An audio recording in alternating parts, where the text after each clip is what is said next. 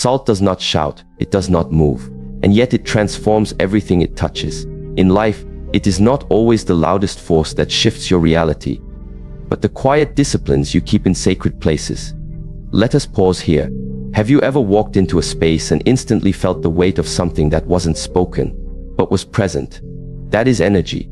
And energy has memory, not only in rooms, but in people, in objects, in gestures, in habits. And when you begin to consciously place salt in key places of your home, you're not performing a superstition. You are performing a reminder, a sacred signal to your mind, to your nervous system, and to your soul. I am the keeper of peace here. I invite in what nourishes. I release what pollutes. There's an ancient belief that salt, when placed at the entrance of a home, has the power to purify, protect, and preserve. It does not create noise. It doesn't force its presence. Yet, its effect is unmistakable. In its simplicity lies its strength. Just as a small pinch of salt can transform the taste of a meal, a small shift in how we protect the entrance to our inner life, our mind, our emotions, our relationships, can change the whole flavor of our human experience. Think of the doorway of your home. It's a threshold, a place between what is inside and what is outside. In many cultures, salt is placed there not because of superstition, but because of intention. It reminds us that every space we dwell in, physical or emotional, must have boundaries. The front door is where energy either enters to nourish or invades to disrupt. What we allow to cross that line over time determines not only the peace of our household, but the clarity of our own soul. There is a story from a small village in the mountains of Sichuan. An elderly woman, known for her wisdom and peace, would place a small bowl of salt at her door every morning before sunrise. When asked why, she smiled and said, "Because every day brings winds from the outside. Not all of them are meant to settle here." That salt became her silent sentinel, a way to remind herself that though she cannot control the winds, she can control what enters her home. When we speak of boundaries, especially in the context of relationships, it is often misunderstood. Boundaries are not walls, they are filters. They don't prevent love, they preserve it. Just as salt preserves food from decay, boundaries preserve our emotional and spiritual well-being. The nervous system, particularly the reticular activating system in the brainstem, serves a similar function. It decides what sensory information is worth your attention and what should be ignored. When we lack boundaries in relationships, it is as if this internal filter is damaged. We allow in everything, every word, every mood, every projection from another person, until we are overwhelmed. Have you ever been in a relationship where you felt completely drained, even though the person had not said anything overtly aggressive or cruel? That is often not the result of what was said, but of what was allowed to enter repeatedly, unfiltered. Every sigh, every rolling of the eyes, every subtle criticism, like 1,000 grains of salt dissolving in your emotional body, can eventually overwhelm your peace. To place salt at the door is not only symbolic, it is a conscious act of returning to self-awareness. There is a quiet form of emotional discipline in choosing what we allow ourselves to absorb. Just as one would not allow a stranger to walk into their home and rearrange the furniture, we should not allow every emotional turbulence from others to rearrange our internal state. There is strength in standing still, in protecting the entrance to our energy with grace, not aggression. We must ask, who do we allow in? And on what terms? Do we open the door just because someone knocks? Or do we ask if their presence is nourishing or draining, if their energy is aligned or chaotic? In relationships, many people confuse kindness with availability. But availability without discernment becomes vulnerability. Emotional openness is a gift, but without salt, without boundaries, it invites erosion. The erosion of self-respect, the erosion of emotional clarity, the erosion of peace. A woman once came to me and said, "Master, I don't understand. I give so much in my relationships. I listen, I care, I love deeply. But I always feel like people take advantage of me." I asked her, "When you open your door, do you first ask if the person brings peace or pain? Do you listen to the tone of their footsteps, the intention behind their smile, or do you simply welcome them in because you fear being alone?" She was silent. Loneliness is not always the absence of people. Sometimes, it is the absence of boundaries. When you let everyone in, even those who carry chaos, you may be surrounded, but never connected. You may be loved, but not respected. You may be available, but never truly seen. Place salt at your doorway, not to keep people out, but to teach yourself to pause, to breathe, to ask, is this energy meant for me? To protect your emotional and spiritual integrity. When you do this, something powerful happens. You begin to sense the difference between connection and obligation, between healthy intimacy and silent manipulation. You begin to feel what it means to be in a space that supports your growth rather than one that drains it. And you begin to carry this awareness into every relationship, romantic, familial, professional. You become the gatekeeper of your own energy, not with hostility, but with honor. This transforms not only how others treat you, but how you treat yourself. It sharpens your emotional perception. You start recognizing patterns in others, noticing when someone's presence dims your light, even if their words are sweet. You begin to identify manipulation not through what is said, but through how you feel when you're around them. This is not magic. This is emotional intelligence. This is the result of standing guard at your own doorway. Now shift your awareness to another place in the home, the corners. Have you ever noticed how dust gathers in the corners of a room, no matter how often you clean? The corners, neglected and quiet, become receptacles for what no longer serves. In the same way, the corners of our lives, the forgotten conversations, the lingering emotions, the unspoken resentments, can become filled with energetic debris. Salt placed in the corners is not about superstition. It is about sweeping away what the mind avoids. It is about clarity. Eastern traditions often speak of Kwai, the vital life force that flows through all living things. When Kwai stagnates, the body suffers. Muscles stiffen, the mind fogs. Relationships turn sour. In traditional Chinese medicine, stagnation is seen as the root of many ailments, not just physical but emotional. Resentment, regret, guilt, these are the dust of the spirit. And just as salt absorbs moisture, it also symbolizes the absorption and transmutation of emotional weight. Salt in the corners serves as a ritual of renewal. It asks you to look not only at what is central in your life, but at what is pushed to the sides. The small things you keep avoiding, the silent griefs you never speak of, the conversations you never finish, the apologies you never give, the forgiveness you withhold, not just from others, but from yourself. There was once a monk who said to his student, "Before you meditate, sweep the temple. Before you pray, clean the floor. Before you chant, wash your bowl." The student asked, "Why must I clean before I seek wisdom?" The monk replied, "Because wisdom cannot enter a cluttered space. Cleanliness is not for the room. It is for your mind." Many relationships fail not because of what is done in the center, but because of what is ignored in the corners.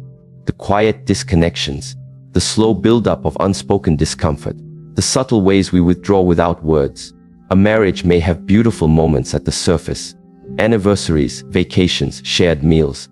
But if emotional stagnation has gathered in the corners, the atmosphere becomes heavy. Conversations lose their spark, intimacy becomes duty, and connection begins to fade like sunlight in a dusty room. When you place salt in the corners of your home, you are saying, "I will no longer ignore what is pushed aside." It is a practice of intentional presence, a way of saying, "Let me clean up the inner atmosphere." From a psychological perspective, this mirrors the practice of mental hygiene, recognizing emotional clutter and addressing it before it becomes a pattern. A man once told me, "Master, I don't know why I feel angry all the time. My life is good. My job is fine. My family loves me." I asked him, "When was the last time you sat in silence and swept the corners of your inner room?" He looked puzzled. I explained, "Anger often arises not because something is wrong now, but because something old was never processed. Your mind may have moved on, but your body remembers. Your emotions remember. Emotions, like water, always seek expression. If blocked, they stagnate. If denied, they ferment. When you feel irritation, moodiness, or heaviness without reason, it may not be random. It may be residue. Just as a room with clean furniture can still feel dirty if the corners are untouched, a life with achievements can still feel incomplete if old emotions remain neglected. Salt is crystalline in structure. It reflects light, refracts clarity. And when we bring salt into the corners of our life, we do the same. We reflect on what we've ignored.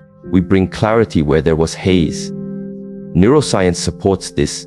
showing that unprocessed emotional experiences can remain active in the brain's limbic system, triggering subtle but persistent stress responses. Over time, this leads to emotional fatigue, reactivity, even illness. But awareness changes the chemistry. Presence rewires the brain. This is not philosophy. This is physiology. In relationship dynamics, emotional stagnation shows up as repetition. The same argument, the same cold silence, the same misunderstanding. When you see this pattern, understand the corner is calling you. Something has been left there. A hurt you pretended didn't matter. A need you never expressed. A boundary you abandoned for the sake of harmony. But harmony that requires silence is not peace. It is suppression. And suppression, like hidden dust, always resurfaces. You may clean your home weekly, but do you clean your heart? You may air out your rooms, but do you air out your disappointments? Emotional stagnation does not always come from great betrayal. Sometimes it comes from years of small denials. Moments when you needed to speak, but swallowed your truth. Moments when you needed to cry, but smiled instead.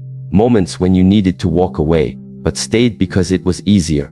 Salt reminds us that true purification begins with awareness, and awareness begins with stillness.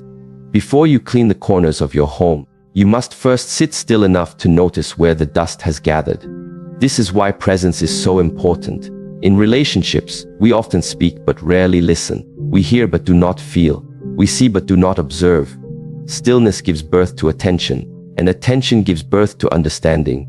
If you were to place salt in the four corners of your room tonight, let it be with intention. Let each handful represent something you are ready to face. One corner for the words left unsaid, another for the feelings pushed away, another for the expectations that were never fair to begin with, and the last for the forgiveness you owe yourself. Sit with it. Let the ritual be a meditation, a commitment to emotional clarity, because it is in the corners that the soul speaks softly. And only those who sit long enough in silence will hear. There are many ways to cleanse a space, but the intention behind the action often determines its true power. Salt, in its simplicity, does not demand our belief, but it responds to it. In Eastern philosophy, when a tool is used consciously, it becomes a bridge between the material and the immaterial. To place salt under your bed is not just an act of physical placement, it is a declaration. It says, I invite clarity into my inner world. The bed is where the body returns to stillness, and where the unconscious rises to speak. It is the most vulnerable place in a home, because it holds your silence, and anything that holds your silence must also hold your energy. When salt is placed under the bed with intention, it becomes more than a mineral, it becomes a guardian. And why do we need guardians during sleep? Because sleep is not merely rest, it is repair. It is the time when the body rewires emotions, consolidates memory, and digests unresolved energies. Neuroscience shows us that during REM sleep, the brain revisits difficult emotional experiences in a safe simulation. This is how we process trauma and confusion. But if the space under the bed is dense, cluttered, dusty, or spiritually stagnant, then the energetic environment we sleep in may interrupt that process. And this is something many people do not understand. Your environment either supports your healing or resists it. I once met a woman who struggled with chronic fatigue. No matter how many hours she slept, she woke up exhausted. Her doctors had no explanation. When she visited a monastery in the mountains to find peace, she was given a single instruction by the abbot. Clean under your bed and place salt in each corner. Do this for 30 days, then we will talk. She was skeptical but followed the advice. After 3 nights, she began to sleep more deeply. After 3 weeks, her dreams became vivid and insightful. By the end of the month, her fatigue lifted. When she returned to the abbot, he said only, your body knew what it needed. It just needed you to listen. In relationships, many of our wounds are not created during waking hours. They are amplified during sleep. We carry into sleep what we suppress during the day. If you feel unseen in your relationship, you may wake in the night with a racing heart and no memory of a dream. If you feel unworthy, your nervous system will struggle to regulate into deep rest. In this way, the emotional tension of the day echoes through the night, and when the space beneath your bed holds unresolved clutter, it amplifies that tension. From a physiological perspective, the sympathetic nervous system, the part responsible for alertness and vigilance, can remain activated during light sleep if the environment does not feel safe. People often underestimate how deeply the brain scans its surroundings, even in unconscious states. This is why a well-maintained sleep space matters. Cleanliness is not just aesthetic, it is neurological. Salt, in this context, acts like a grounding agent. Its crystalline structure stabilizes the energy of a room. It absorbs emotional residue, just like the mind tries to. And when it does so, your mind is free to rest. There is a practice in traditional Eastern homes. Before a couple goes to bed after an argument, one of them places salt under the bed in silence. It is not discussed. It is not dramatic. It is a silent act of energetic apology, not to erase the pain, but to create space for stillness to do what words cannot. When the ego does not know how to say sorry, energy can speak instead. And this is the wisdom we forget in relationships. Not everything must be said aloud. Sometimes, what heals is the intention behind the silence. A couple who had been married for 40 years once told me that their secret to peace was simple. We never go to sleep with a mess under the bed. They laughed, but when I asked them what they really meant, the wife said, "Salt doesn't fix problems, but it shows that someone still cares enough to hold space for healing." When one partner places salt under the bed, they are saying, "I want us to rest without chaos between us." It's not a magic ritual, it's a symbol of willingness. Now let us turn to the fourth placement, the front entrance. If the bed is the realm of inward healing, the entrance is the boundary of outward connection. It is the point where energy enters and leaves, where intentions cross thresholds, where your private world meets the world outside. In traditional cultures, doorways are never neutral. They are sacred liminal spaces, transitional, alive and sensitive. This is why salt at the entrance is not superstition. It is energetic awareness. In psychology, we understand that a person's sense of safety is often tied to their perception of thresholds, places of transition. A doorway is not just a physical frame. It is symbolic of beginnings and endings. People who live in environments where the entrance is chaotic, cluttered, unwelcoming, or energetically open, often experience anxiety, irritability, or lack of direction. Why? Because the brain interprets the entrance as the start of every experience. It sets the tone. And this is especially true in relationships. Imagine returning home after a long day. You reach your front door and are greeted by confusion, dirt, or the remnants of yesterday's neglect. Even if the rest of your home is peaceful, your nervous system has already received a signal. This space is not sacred. And so, your body prepares for vigilance instead of relaxation. Salt at the entrance reverses this signal. It declares, this space has boundaries. It teaches the body to exhale. In a story shared by a Zen teacher in Kyoto, a newly couple struggled to communicate. The husband, raised in a busy, emotionally distant household, would often return home silently and retreat to the back of the house. The wife, feeling rejected, withdrew emotionally. After weeks of silence, her teacher advised her to place a small bowl of salt near the front door and to clean the threshold every morning, not to change him. The teacher said, but to make the entrance a space of welcome. Within days, the husband paused more often at the door. Within weeks, he began to greet her before walking in. She did not speak about the salt, but the space changed him. When we place salt at the entrance, we are not just protecting ourselves from negative energy. We are inviting sacred presence into our connections. We are saying, every time someone enters this space, let it be with clarity, peace, and mutual respect. From a neurological standpoint, routines associated with entering a home, like cleaning shoes, bowing slightly, or noticing a symbol of peace, activate the parasympathetic nervous system. The body recognizes these cues as safety. Salt becomes a subtle reminder. It is not the salt itself that changes us, but our willingness to be mindful in its presence. In relationships, the threshold also symbolizes the emotional gateway. How do you let people into your life? Are your boundaries reactive or intentional? When someone crosses into your world, do they feel your stillness or your chaos? Salt at the entrance is a mirror. It reminds you that you get to choose the tone with which you greet others. And even more profoundly, it reminds you that how you enter your own home reflects how you enter your own heart. There was a man who lived alone for years. After a difficult divorce, he shut his heart and home to connection. His entrance became cluttered with packages, shoes, and unspoken grief.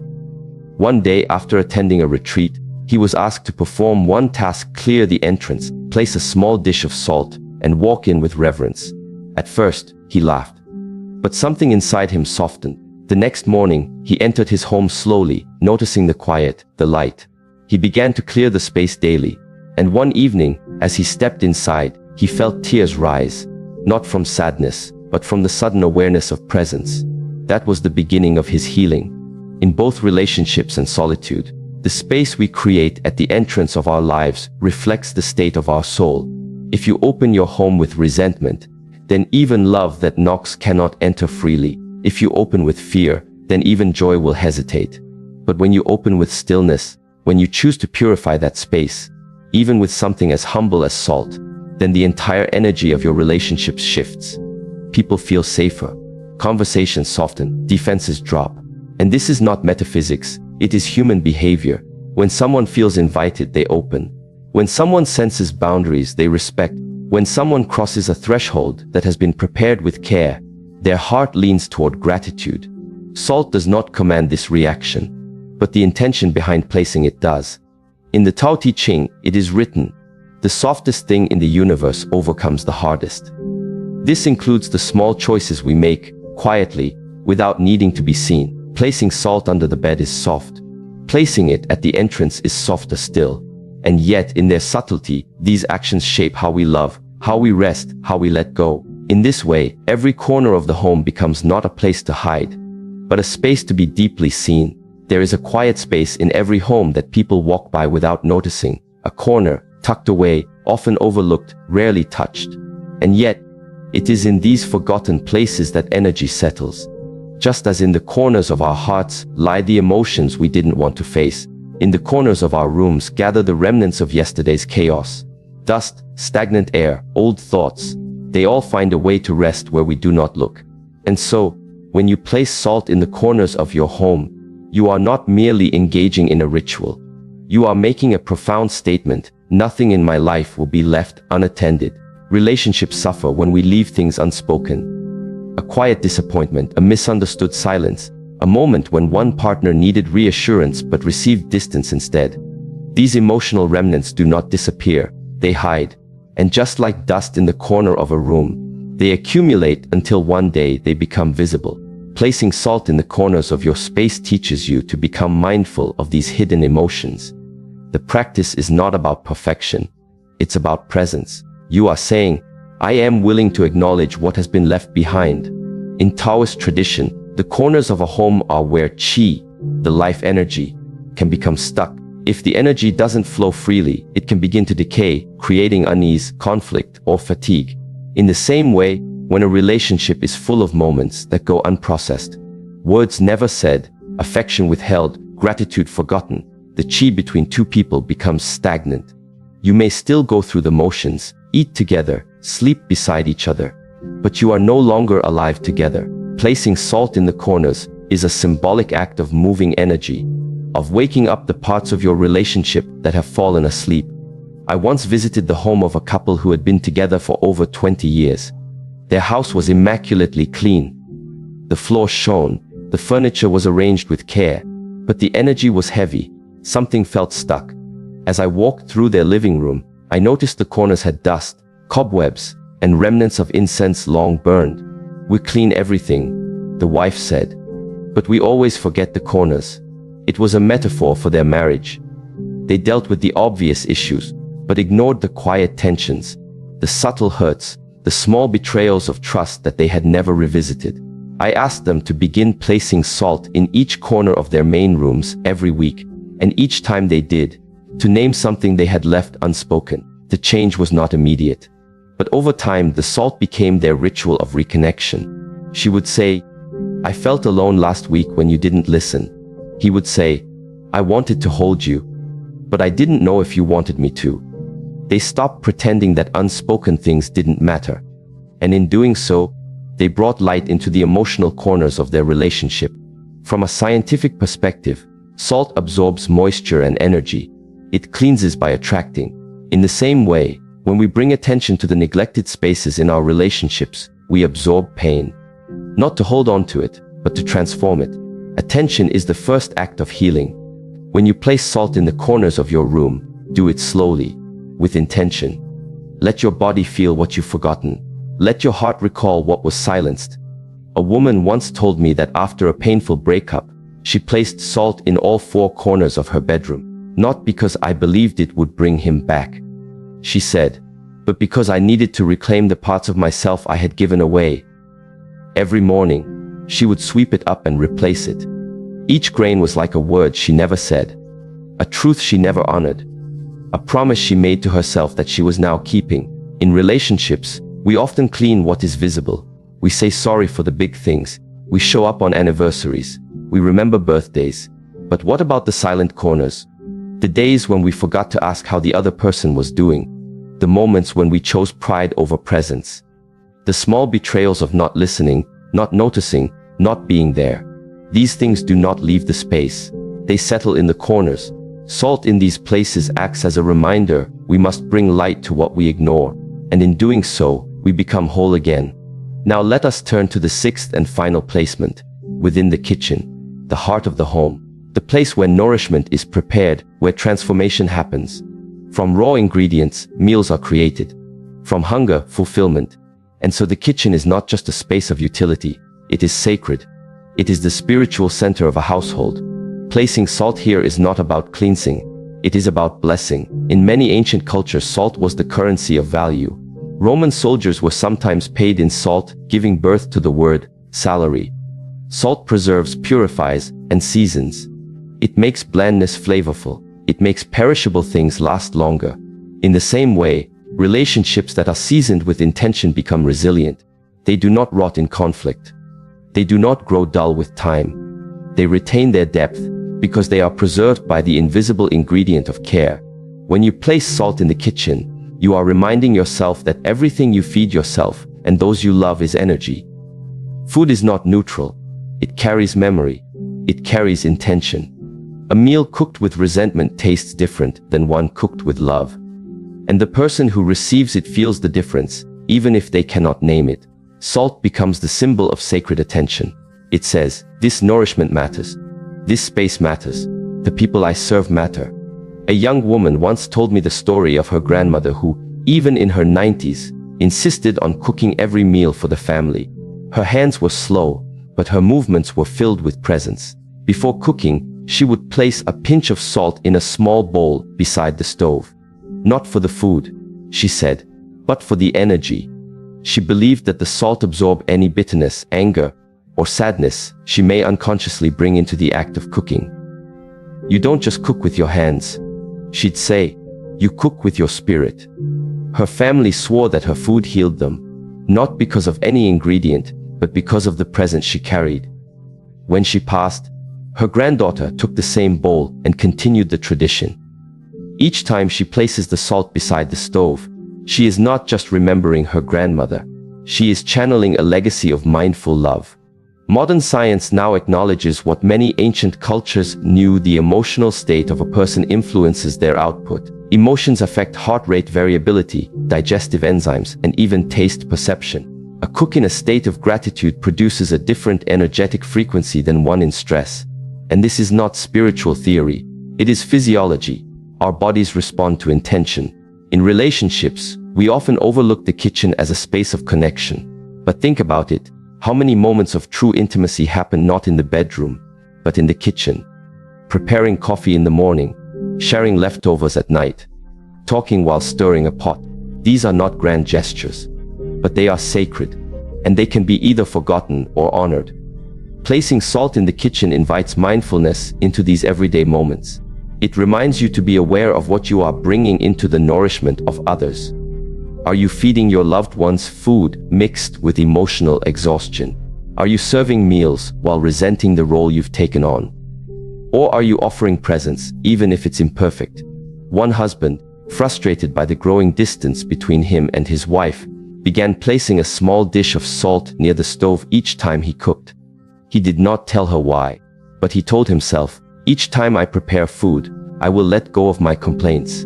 I will infuse this moment with the love I have forgotten how to show. Weeks passed, she began to soften. He began to feel joy again in the act of service. The salt didn't fix their problems, but it transformed his presence, and that, in turn, transformed the relationship. Relationships are nourished or starved in the daily rituals, not in the arguments, not in the grand reconciliations, but in the unnoticed choices. The tone of your voice while handing over a plate, the way you look at someone when they walk into the room, the energy with which you stir a spoon. Placing salt in the kitchen is a vow. Let me be conscious of what I am feeding. There is a Zen teaching. Before enlightenment, chop wood, carry water.